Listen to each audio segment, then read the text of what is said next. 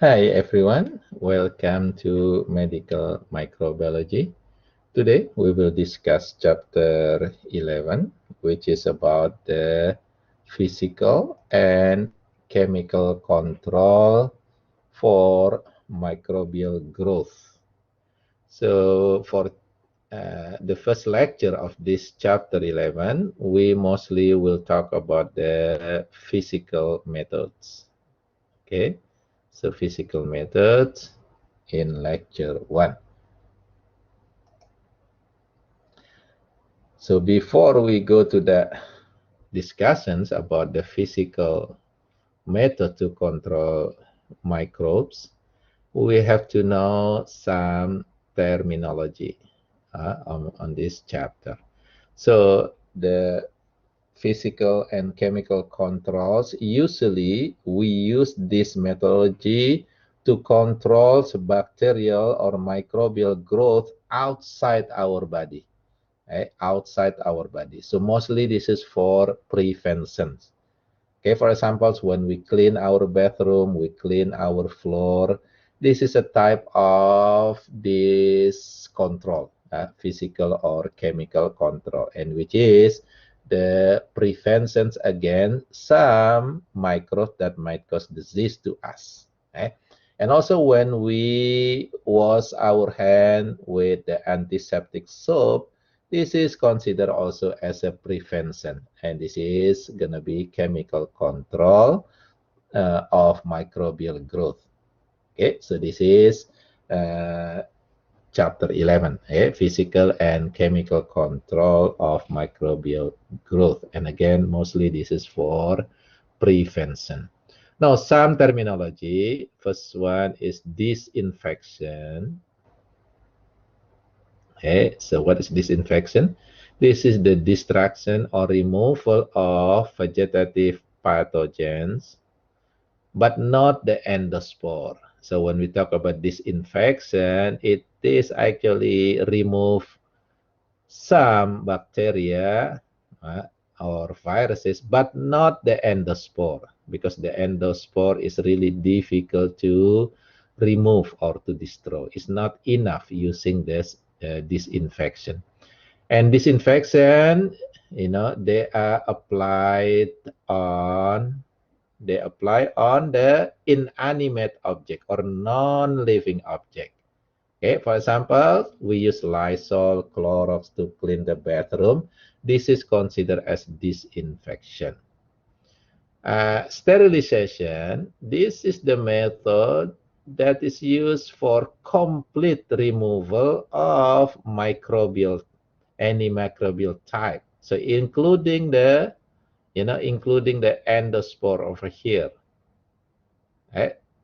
So it will remove all type of microbe, including the most difficult one to remove, which is the endospore. And of course, this is going to be used on inanimate or non-living object. Antisepsis or antiseptic, this is the chemical that used on living object, okay, animate object. Like for example, when we use hand soap, okay, antiseptic soap, this is considered as an anti-sepsis method or antiseptic method, to destroy, inhibit mostly vegetative form. It is not killing or destroying the endospore, because endospore is the most difficult type of microbial form to be destroyed. And again, this one is going to be used on animate or living object for the antisepsis. Sanitation, this is any cleansing method to remove microorganisms from inanimate object or surface for non-living surface to reduce the potential for infection and spoilage. Okay, and then degermination, this is the one that is used in living tissue to remove bacteria on living tissue, and usually this is done by doctor when they try, or they're ready to perform surgery, for example. They will do this process, degermination, which is removing bacteria or any microbial type from their hand or from their part of their body. So it will not transfer the microorganism to the patient body, okay, when they perform the surgery. Microbicidal agents. So first, this side over here is mean kill. Okay, so therefore microbicidal agents mean the agents that kill the microbes. And the names will be depend on what we use for. Like for example, if we use to kill bacteria, then it is called as bactericide. If we use for kill the fungi, is fungicide. If this is for virus, virucide. If it is used for endosperm, okay, endospores, that's called the sporicidal or sporicide. So this is the chemical that kill bacteria. Okay, so bactericide over here is only kill bacteria, but not really kill the endospores. In order to destroy the endospore, then we have to use the highest type of agent, is called the sporicidal. Okay. Microbiostasis. So stasis mean stay the same, which is the agent that used to prevents the microbial reproduction. It's not really kill. So this is not really kill. This is just prevent reproduction, not killing the bacteria. Example is when we put our food inside the refrigerator, the lower temperature in the refrigerator is not really kill bacteria on our food, but it will prevent or reduce the reproduction of bacteria on that food. So therefore, food can be, fresh for several days. Compare if we put outside the on the room temperatures. Okay, so again, microbiostasis is not really killing bacteria. It will reduce or prevent the reproduction. If we want to kill bacteria, for example, then we have to use bactericide or microbiocide.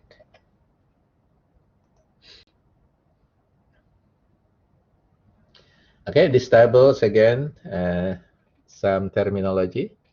Decontamination.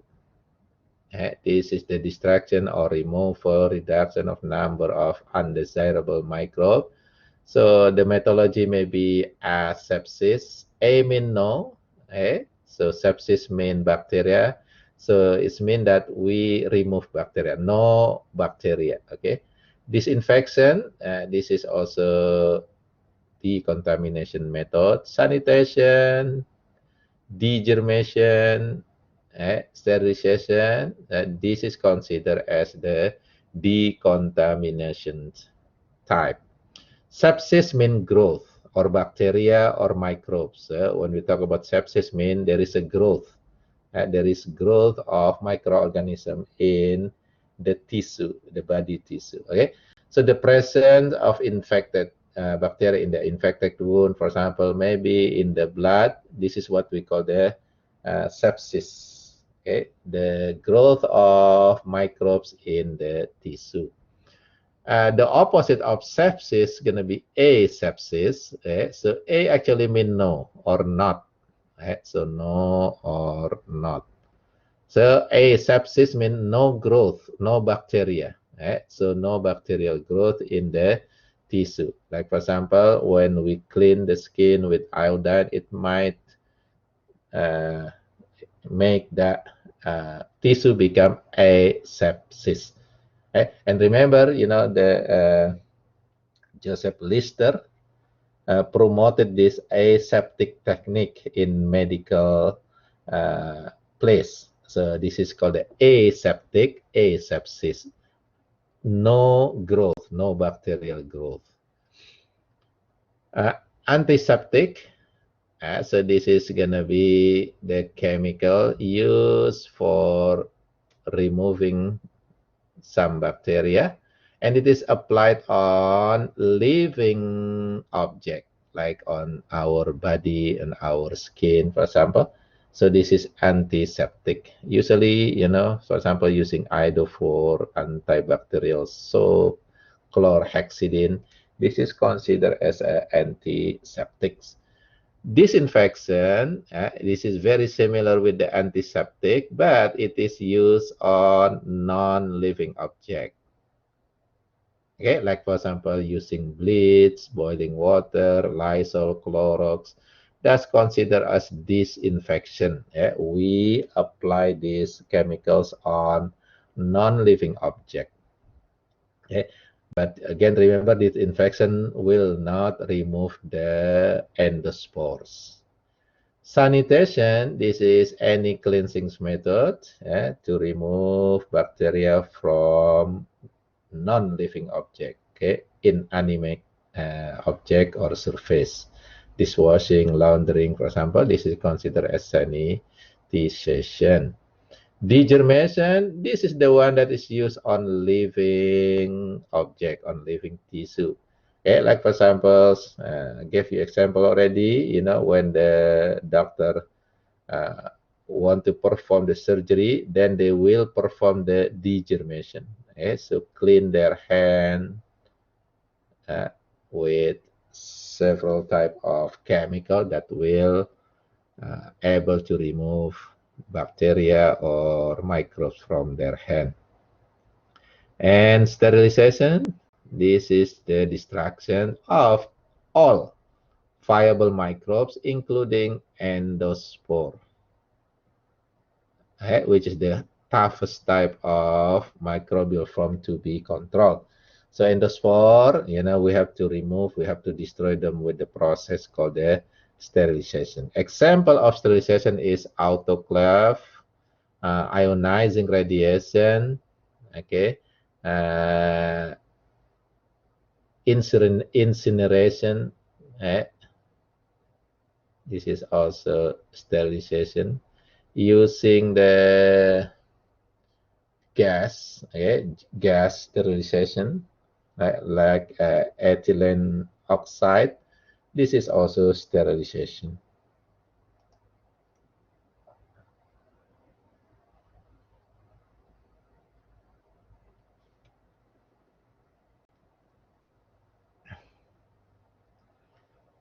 Okay, now we're gonna focus in this, what we call the target.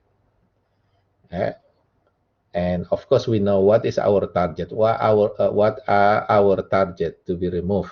Okay, of course, gonna be pathogenic microbes, like for example, bacteria, okay, fungi, some protozoa that can cause disease, worms, viruses, and prion. So these are our targets.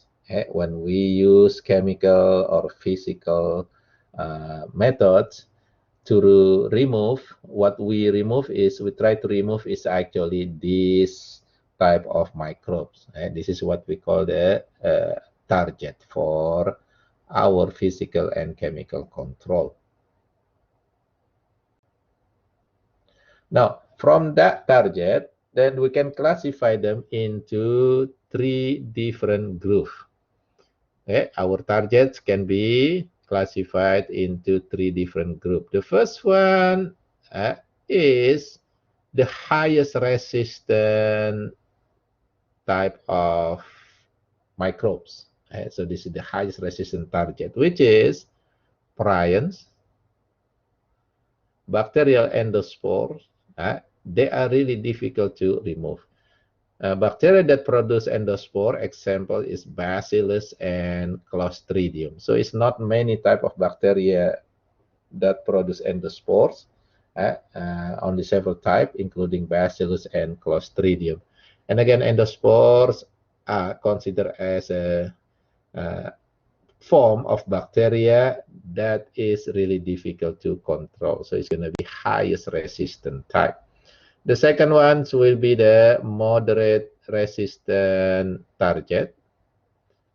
Including in here is the cyst of protozoa. So some protozoa are able to produce cysts. Usually if their condition is not optimal, then they will not reproduce. They kind of cover themselves into additional membrane, making what we call the cyst. So this cyst is kind of difficult to destroy. So they are in the moderate resistant. Most of non-enveloped virus or naked viruses, they are also moderate resistant. Several bacteria,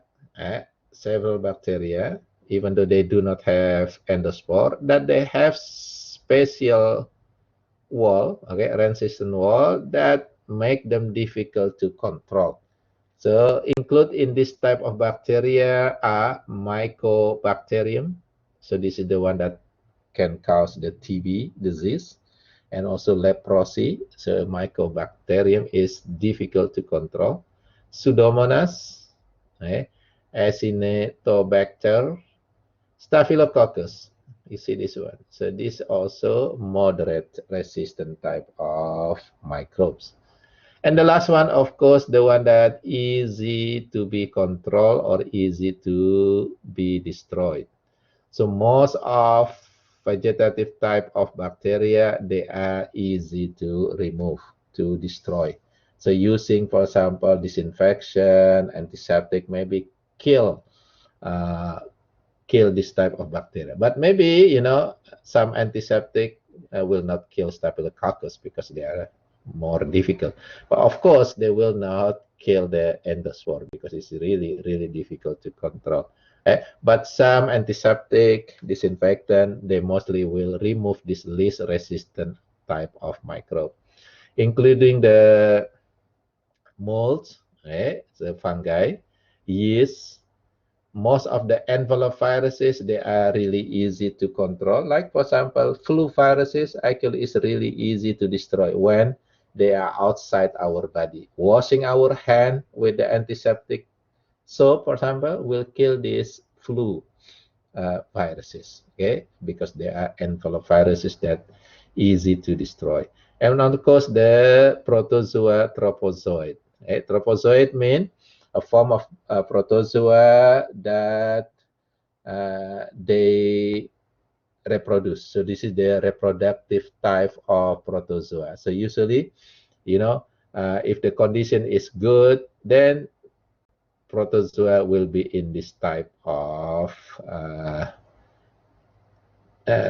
condition. It's called the tropozoid. If the condition is not good, then some of them able to make cysts. So if it is cyst, it's going to be more difficult to control. But if it is tropozoid, then it's going to be easier to control.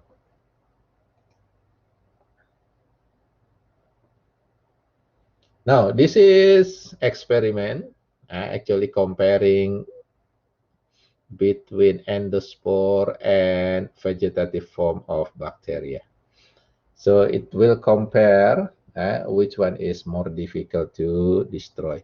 So if we use, for example, autoclave, moist heat over here, it requires at least 120 centigrade to destroy endospore. Only 80 centigrade, which is lower than the boiling temperature, to kill the vegetative form.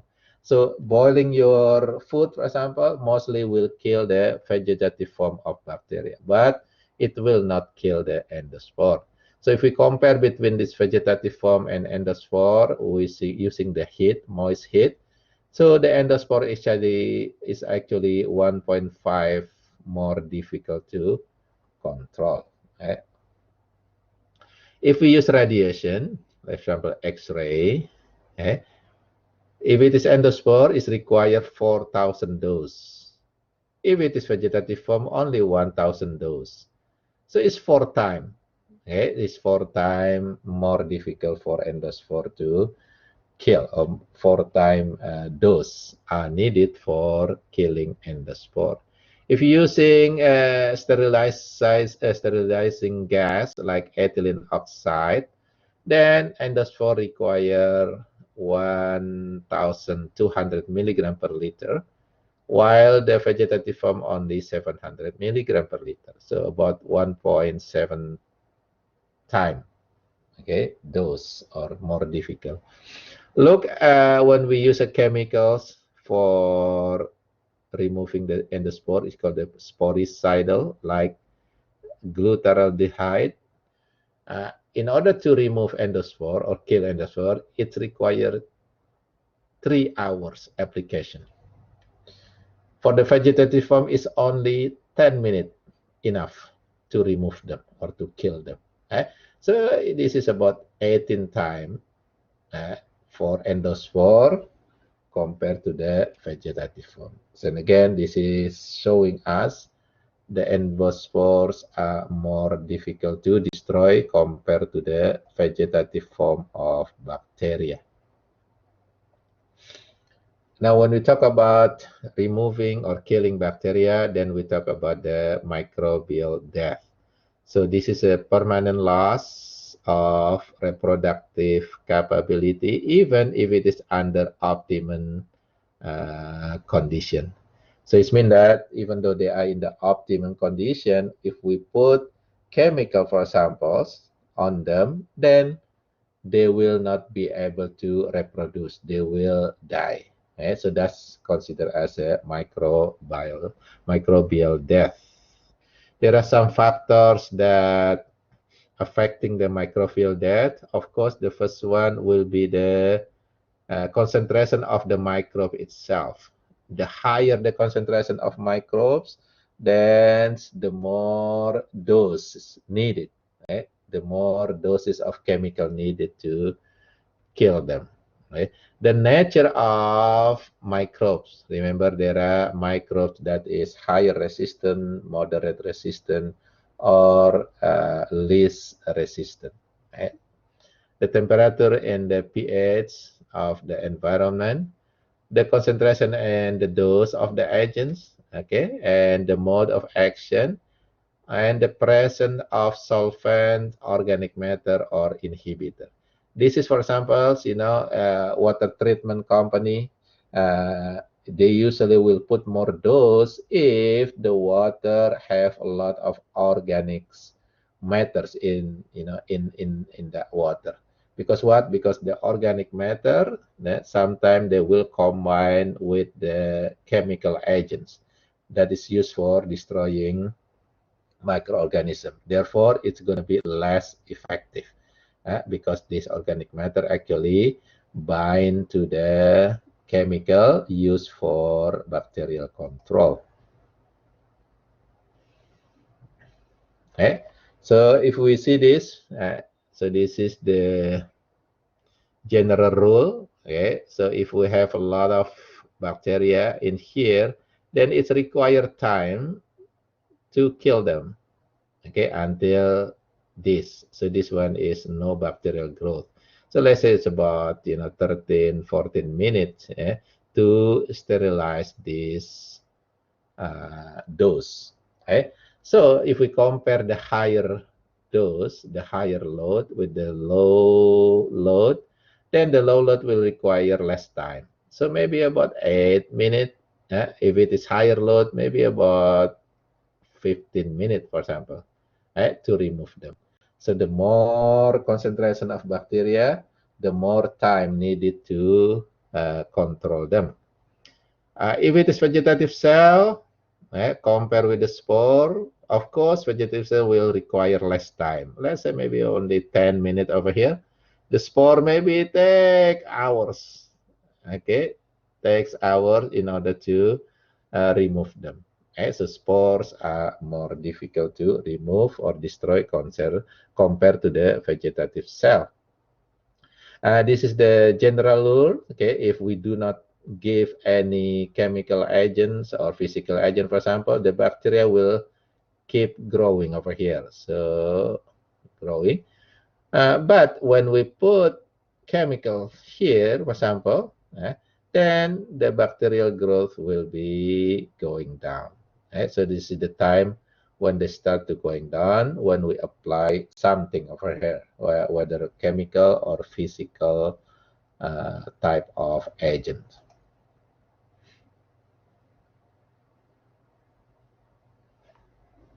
Now, practical concern, so especially if you have a business or dentist, for example, they have to think about it, whether they need to remove, bacteria, they need to perform sterilizations or not. Okay. First, we have to know whether the application or the equipment require sterilization or not. Like, for example, dentist equipment, mostly they are very expensive equipment. Therefore, mostly they will be, they required sterilization. Because what? Because they will be reused. So the dentist will not throw away their equipment because that's expensive. If it is disposable equipment, for example, or disposable thing, then they do not require the sterilization. And also whether the item can, withstand the heat, pressure, radiation, or some chemicals. So, for example, plastic maybe will not withstand the heat, so we cannot, for example, use incineration for plastic type of equipment. Is the method suitable? Is the agent penetrate into the into the equipment? Whether cost and labor efficient or not? Okay.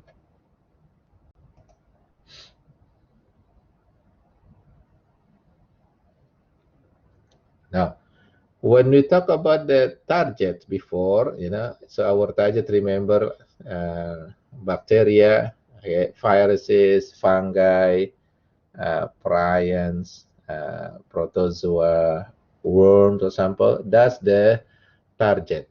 But within the target, there are specific structure. So this one, when we talk about target over here, is actually the structure. Okay, the structure of the microbe that can be destroyed by the physical or chemical methods. Okay, for example, so when we talk about bacteria, remember bacteria, it is a cell that has cell wall made of peptidoglycan. And then under the cell wall, bacteria has cell membrane. Okay, so this is cell wall, this is cell membrane, and then inside them there is a cytoplasm and there will be chromosome. Remember, bacteria have chromosome, but they do not have the nucleus. So this is the DNA, okay, chromosome or DNA.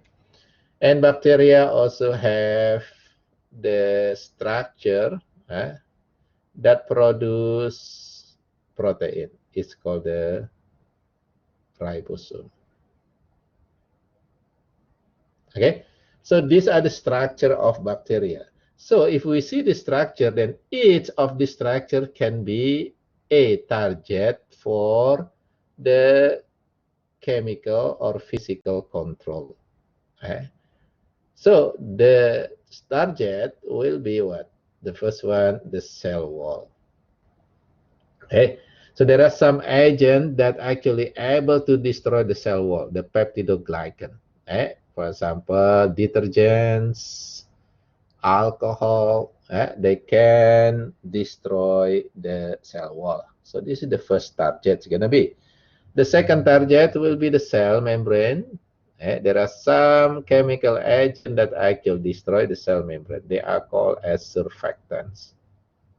Many antiseptic soap, they are surfactants. The one chemical that destroy the cell membrane. Now, nucleic acid and the ribosomes will be the next target. So the protein is made in the ribosome. The nucleic acid will be the, in the chromosome.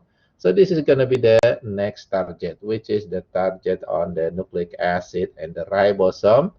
And also, after the ribosome produce the protein will be available here. Some protein like enzyme, for example, used for chemical reaction. Therefore, there are some chemical that use that protein function like enzyme function as the target.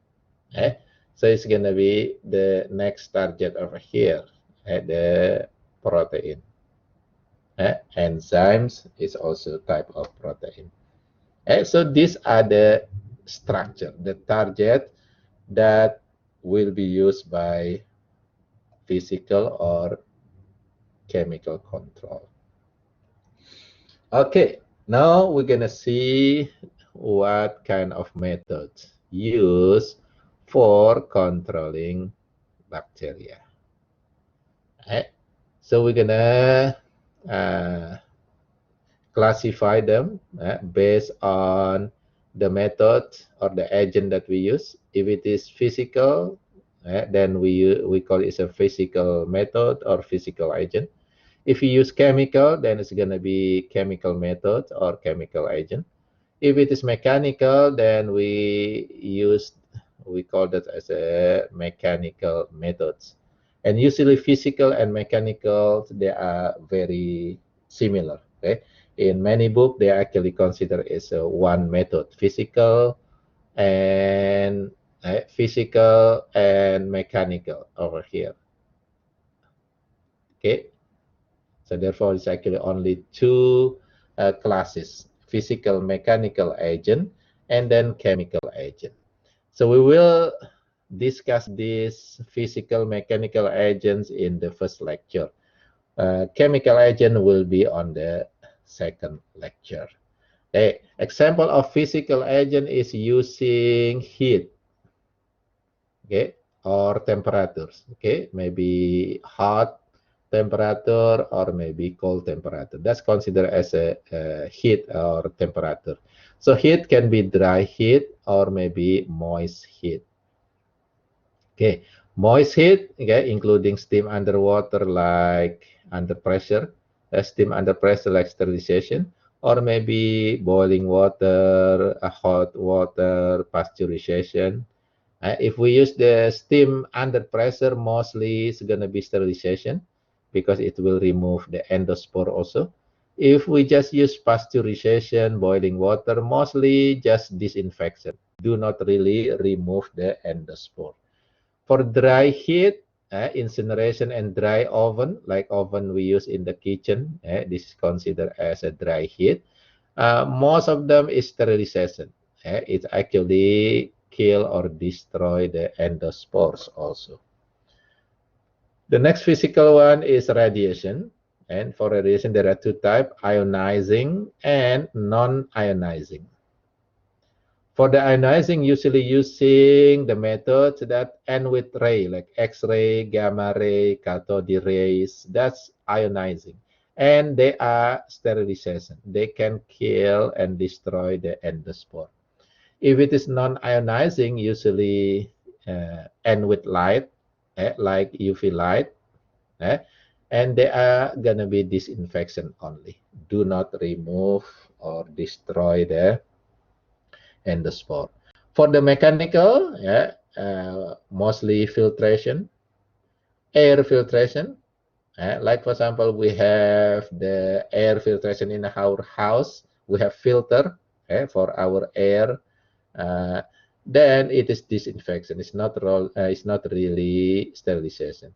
Oh, don't forget, if you have filter in your house, you have to change it. Some filter maybe it has to be changed every 1 month or 3 months. It depends on type of filter that you use, the air filter that you use. Don't just use the same filter for years. It's actually causing problem to your air. air in the house. It may be more bacteria actually if you do not replace the air filter. Liquid usually also can be filtered. So maybe some people use filtration in their house. You can buy the water filtrations in Walmart, for example. That's actually filtration. Many of them is actually sterilization. Okay, many liquid filtrations are sterilization. This one is going to be in this lecture, chapter 1. The second lecture will be chemical agents, maybe liquid. This is the one that mostly used in many places, including in the household. So we use liquid, a lot of liquid, Lysol, Clorox, antiseptic soap, and etc. So if it is liquid, if it is used in animate object or living object, it's called the antiseptic or antisepsis, like hand soap, for example, or antiseptic soap. If it is used on the non-living object or inanimate object, then they can be disinfection, like Clorox, Lysol, or maybe sterilization, like glutaraldehyde. That's a sterilization. The second type will be gases. Some gases used for sterilization, like ethylene oxide, and some gases may be just disinfection. So this the methodology that used for bacterial control. Now, if we compare the moist heat, so moist heat and dry heat, then actually the moist heat is better, is more effective. So if we compare here, however, for moist heat, in order to kill or remove endospore, is require only 120 centigrade temperature, and then take about 15 minutes. Compared to the dry heat, if we use the same temperature, 121 centigrade, then it's require almost 600 minutes. Okay, so you see that one is almost 10 hours. So that's compare if the moist heat with the dry heat. Moist heat is more effective. And then if we increase the temperature 125, then it's only require 10 minutes to sterilize the equipment. If it is 130 degree, so it's only required 3 minutes. So for moist heat. So moist heat, actually the lowest temperature that we use is 120 for 15 minutes. That's the lower temperature used. Now look at the dry heat. If 140 is 180 minutes over here, almost 3 hours. If it is 160 degree, then about 2 hours, 120 minutes. If it is 170 degree, it's require 1 hour or 60 minutes. So again, if we compare between moist heat and the dry heat, the moist heat is more effective.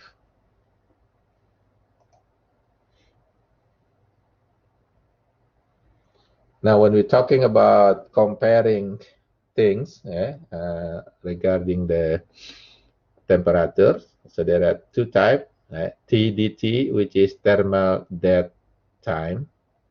It means that the shortest time required to kill the test microbe at specific temperature. Like, the temperature will be the same. Let's say it's using 121 centigrade before. So when we're comparing moist heat and the dry heat with 120 centigrade, for the moist heat only require 15 minutes, but for the dry heat is require almost 6 hours, or even maybe 6 hours more. And then if we talk about the TDP, lowest temperature at the same time. So for the 10 minutes, for example, for the moist heat is require less temperature compared to 10 minutes using the dry heat. It's require more or higher temperature.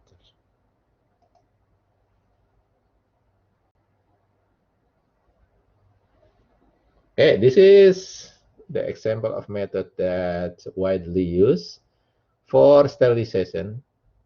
Sterilization using the moist heat or steam under pressure.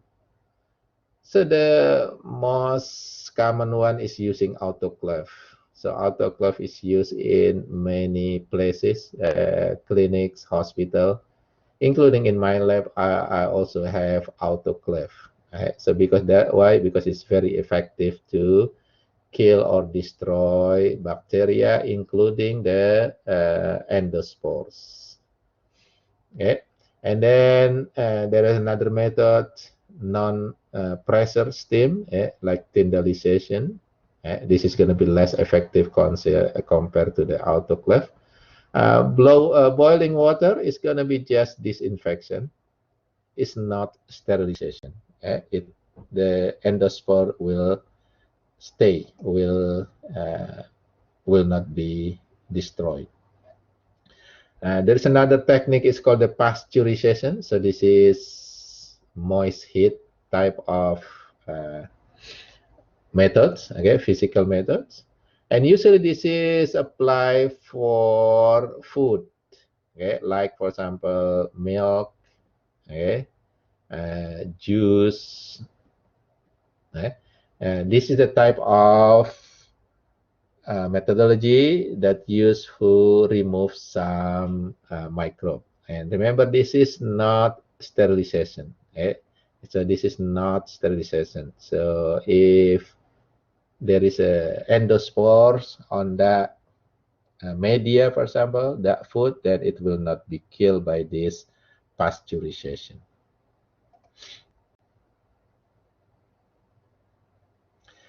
This is the picture of autoclave. So you have the chamber over here.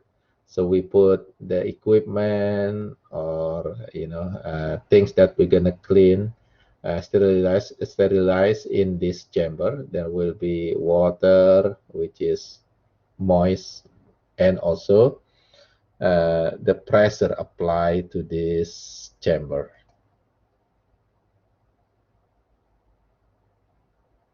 Okay, that's moist heat. Now we go to the dry heat. There are several methods. The most method used is incineration. So many lab will have this small incineration, like electric heating coil. Okay, sometimes using flame, also use gas flame, for example, in many lab, like a chemical lab or physical lab or biological lab, they have the gas flame, for example. Dry oven is also type of dry heat.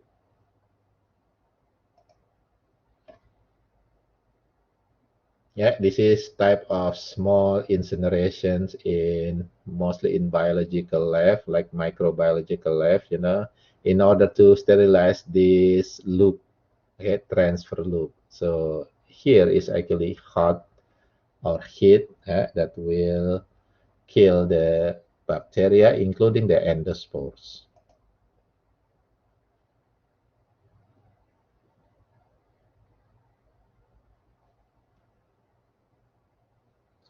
Okay, so again, this is just summary of the technique that we use for heat, whether moist heat and dry heat. So moist heat, usually using steam, boiling, hot water. If it is with pressure, it's called the steam under pressure. Like example, using the autoclave, 120 degree Celsius needed, minimum, with 15 minutes to 40 minutes. So the lowest temperature will be 121, and the lowest time will be 15 minutes. Tyndalization is actually using lower temperature, but it will take more time for this under pressure steam. The next moist heat is pasteurization, and again this is used for disinfection of milk, dairy products, juice, for example. It can use lower temperature. Therefore, this is just disinfection. Okay, this is not sterilization. Boiling water, so usually 100 degree, and this is mostly also disinfection. It is not sterilization, so endospores will not be killed by boiling water. Now, dry heat, again, dry oven, it's gonna be sterilization. Okay, so this is type of sterilization. Also incineration, this is a type of sterilization. Again, if we compare between the dry heat and moist heat like autoclave, then autoclave is more efficient. Okay, now another heat, another temperature is called cold. Like for example, refrigerator or freezer. That's cold type of method. So this is as I mentioned before, this is microbiostatic. It is static. So what does static mean? Prevents reproduction. So it's actually not really kill the bacteria. It will prevent the bacteria for growing. But if we put them outside this cold temperature, then the bacteria will going back to the normal reproduction. Okay, so again, cold is not biocide. This is just microbiostatic. Desiccation, this is removing the air from the chamber or from the area. And usually, cold and desiccation used together with the method is called the lyophilization, which is freezing, drying at the same time, and then also removing the suctions of air from the equipment. And this is preservation. And again, preservation means biostatic, microbiostatic. It will not kill the bacteria.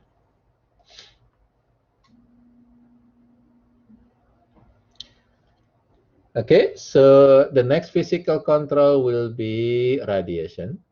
Okay, after heat, then is radiation. There are two types of radiation, ionizing and non-ionizing.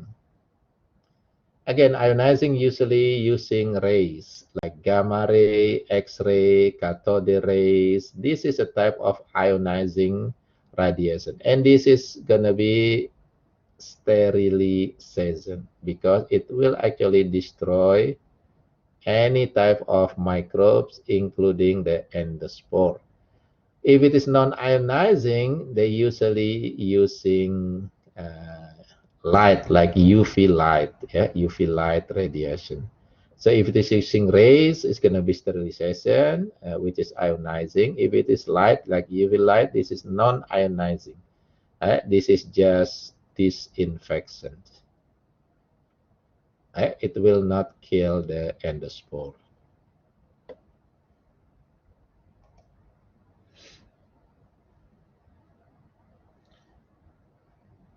Okay, this is visible light, the light that we see, we know. So if it is like, the white light that we have, that actually they have several spectrum. You can see the spectrum during the rain, like you see the rainbow color. This is actually the spectrum of visible light. And this spectrum usually safe for us or for microorganisms. They will not kill the microorganism with this visible spectrum of light. But if we lower the light, then it becomes something that have energy. It can kill bacteria. this is actually higher power, and mostly this over here, this is going to be ionizing. It's a sterilization kill and destroy bacteria. This is ultraviolet, UV light is closer to our visible light. This is can be used as disinfection. Okay, X-ray, gamma ray is gonna be used for sterilization. So microwave also can be used to heat or to kill some microorganism. But again, this one is gonna be the highest energy over here, because it's shorter wavelength, gonna carry higher energy. The more energy, then gonna be the more power to kill bacteria. So therefore, they can be used for sterilization. The one that closer to our visible light, like UV light, they still can be used to destroy some bacteria with disinfection or non-ionizing radiation. Again, this is ionizing using X-ray, gamma ray. It's gonna be actually it's breaking the DNA. So the target is actually the DNA of the microbes. It destroys it. If using UV light, non-ionizing, it's not really destroy, it's just change a little bit. So the bacteria, some of them actually still be able to live. Mostly the endospores will not be destroyed by this UV light. And also UV light usually cannot penetrate some solid object. For example, in the UV light room, if we wearing the clothes, usually we are safe from this UV light. Or if we are under UV light, mostly it will not really change or destroy our cell. But if it is X-ray, for example, or gamma ray, it's gonna be not only killing the bacteria, but also causing some problem to our body, to our cell. So therefore, if you have an X-ray, they usually cover your body with some very solid materials, okay, in order to protect against this X-ray or maybe gamma ray radiation.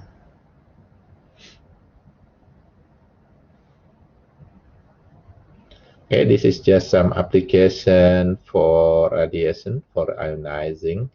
And again, this is sporicidal. Sporicidal means it kill endospore, destroy the endospore. So this is sterilization.